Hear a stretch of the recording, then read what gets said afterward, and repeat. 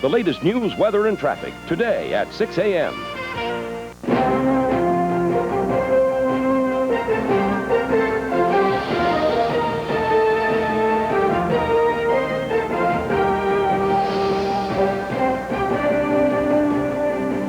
Hello from New York, I'm Tom Foreman.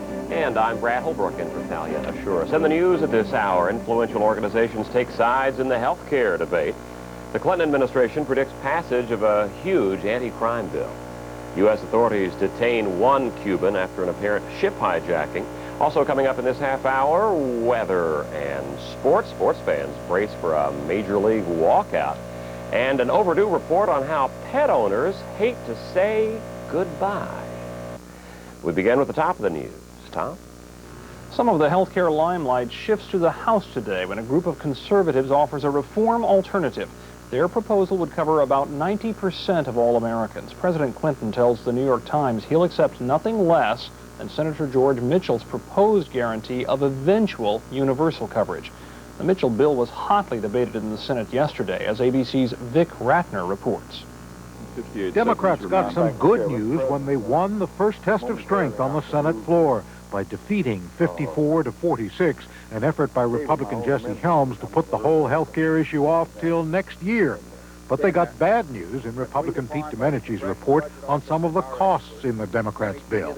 The new entitlements will cost $501 billion between 1995 and 2000, and $1.4 trillion between 1995 and 2004. A Congressional Budget Office report says the Democrats' measure would be expensive and difficult for the states to implement. Democrat Jay Rockefeller, who says the bill is open to change, warned the partisan infighting could be fatal. We have to do this together, or we will fail. As the Senate debate continued, First Lady Hillary Clinton in radio interviews said action this year is critical. But if we keep postponing, I can guarantee we will not address these issues. Some business groups have lined up against the Democrats' bill. We just find large and small companies both are not at all supportive and say we've got to have another vehicle to have health care reform in this country. But the nation's largest senior citizens group has decided to support it. Eugene Lehrman of the American Association of Retired Persons sees more pluses than minuses.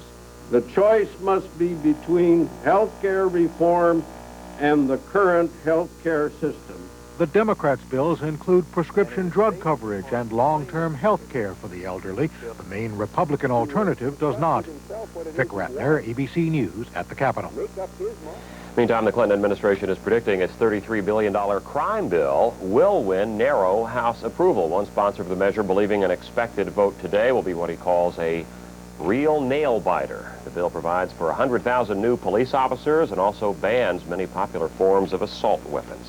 President Clinton is expected to announce a new White House counsel today. A senior White House official, speaking on the condition of anonymity, says federal appeals judge Abner Mikva will take the job. Mikva, a former congressman from Illinois, is an old hand at Washington politics. He would replace Lloyd Cutler, who took the counsel job on a temporary basis earlier this year. Researchers are excited about a new weapon in the war on AIDS, gene therapy. At the 10th International AIDS Conference in Japan, experts are exchanging information on ways to kill the AIDS virus by altering human cells. ABC's medical correspondent George Strait explains how one redesigned gene can boost immunity to AIDS. Scientists have developed a new gene that stops the AIDS virus from multiplying.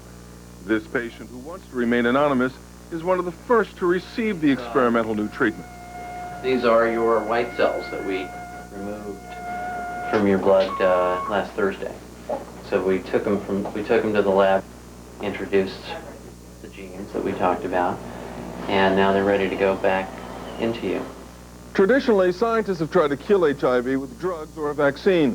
That approach hasn't worked, largely because the virus keeps changing. The new approach involves attacking a part of the virus that doesn't change, a section of its genetic material. Researchers have developed a gene, a strand of DNA, that can kill the AIDS virus. In the laboratory, millions of the DNA strands are wrapped around microscopic gold pellets, which are then forced into white blood cells extracted from the patient. The new DNA attaches to the cell's existing genetic material and produces proteins that attack the virus before it can destroy the cell.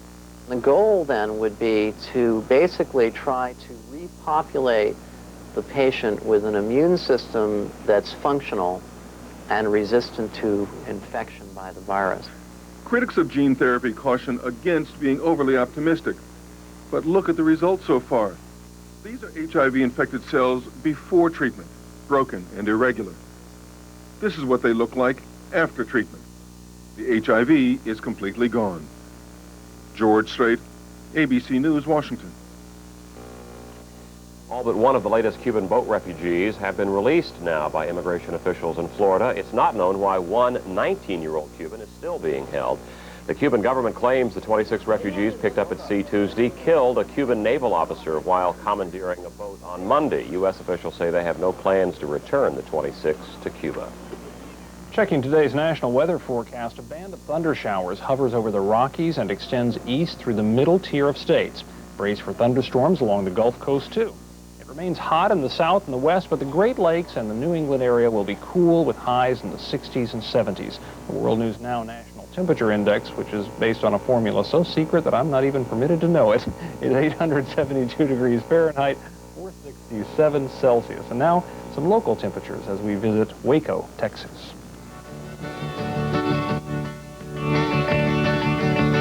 Where the road runs down by the butternut road to old Bill Skinner's stream. You tell at the noonday bell it's time for a summertime dream.